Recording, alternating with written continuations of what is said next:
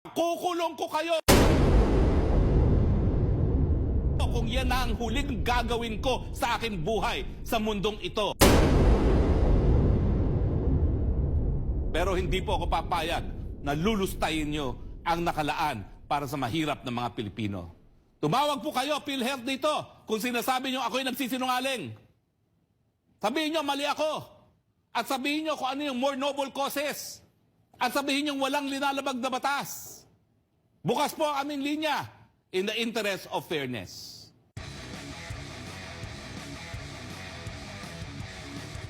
Bilang pangunahing author ng Universal Healthcare, talagang noon at noon pa, pupuntiryahin ko po ang PhilHealth kapag meron pong kabalastugan.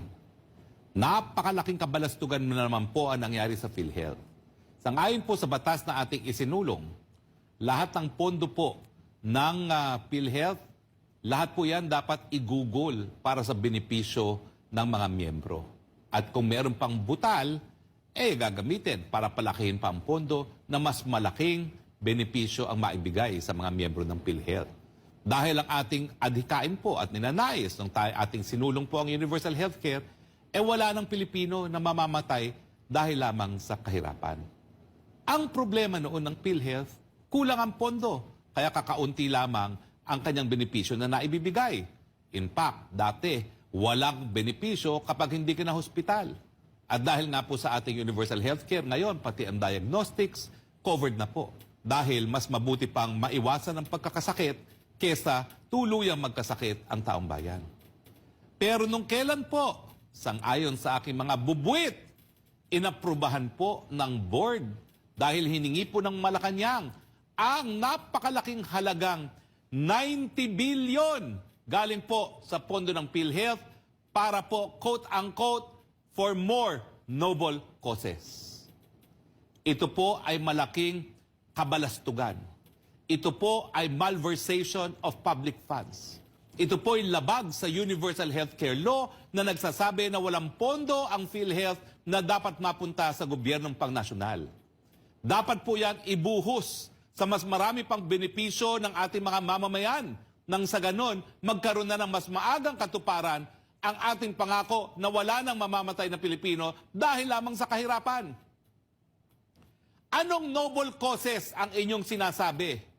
Yan ba ay para bumili na naman ng lagda para sa pirma? Yan ba ay para sa mga proyektong infrastruktura na pinakikinabangan ng mga politiko? Malinaw po ang batas. Kung dati ang problema ay kulang ang pondo ng PhilHealth, ngayon po, sumobra ang pondo. Bakit? Dahil pinagkakait ang benepisyo sa taong bayan at dahil pinataas pa ang premium. At huwag niyong pong sisihin ang batas na ating isinulong dahil yung pagtaas po ng premium, yan po ay napasa loob sa isang implementing rules and regulation na hindi po kasama dun sa ating batas na isinulong sa 17th Congress. Mahiya kayo sa mga sarili nyo at Malacanang, how dare you?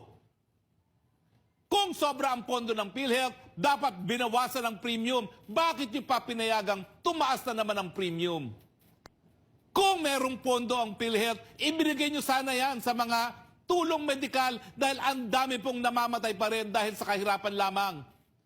Pero inuna nyo muna ang nais nyong pagpapasasa, ang inyong paglamon sa pondo ng PhilHealth para sa inyong karangyaan.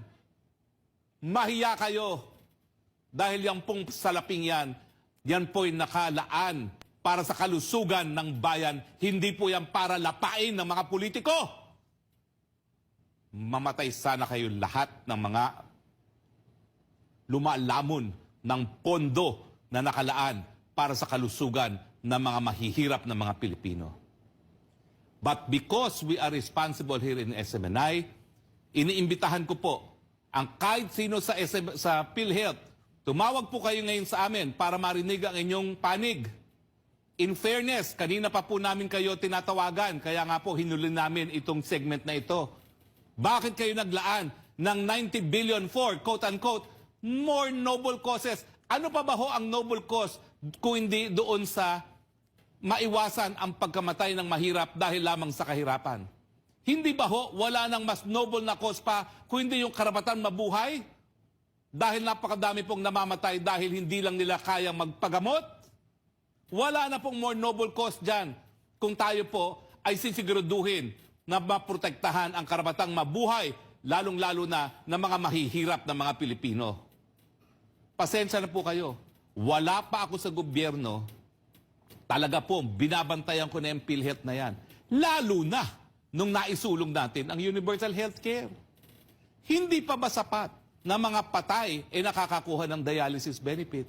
Hindi pa ba sapat na yung hindi kinakailangan ng katarata ay binibigyan ng katarata operation para lamang makasingil?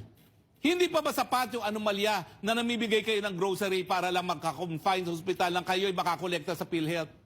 Ngayon, kayo mismong namumuno sa PhilHealth ang naglustay ng salapi ng PhilHealth para sa mga most noble causes na pinagbabawal naman sa batas. Yan ang problema sa administrasyon nito. Akala nyo, you are above the law. Pag hindi nyo po binawi ang resolusyon na yan, didemanda ko kayong lahat. Dahil yan po ay balakid sa pagiging tagumpay ng ating kaisa-isa pinaka-importanting batas na isinulong. Yang universal healthcare po, kung ako'y bukas, tatawagin na ng Panginoon at tanungin ni San Pedro anong nagawa ko dito sa planetang ito nung ako'y nabubuhay, universal healthcare. Dahil yan po ay nasa Biblia rin. Na bigyan ng tulong ang mga mahihirap. How dare you misappropriate napakalaking halaga, 90 billion pesos for more noble causes. Ano yan? Sa mga aktibidades ng First Lady? Ano yan? Pang-ayuda na naman? Para kay Speaker? Hindi na ba kayo nangilabot?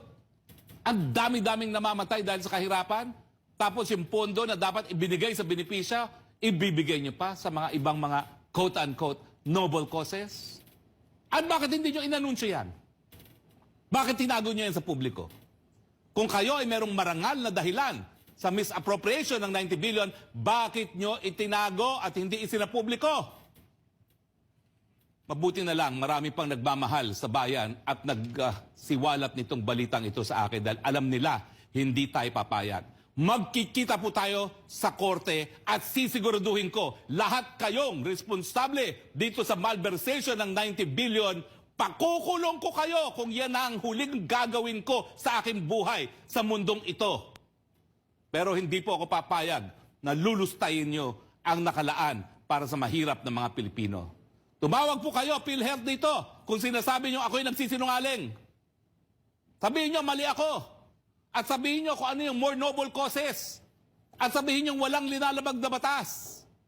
Bukas po ang aming linya in the interest of fairness.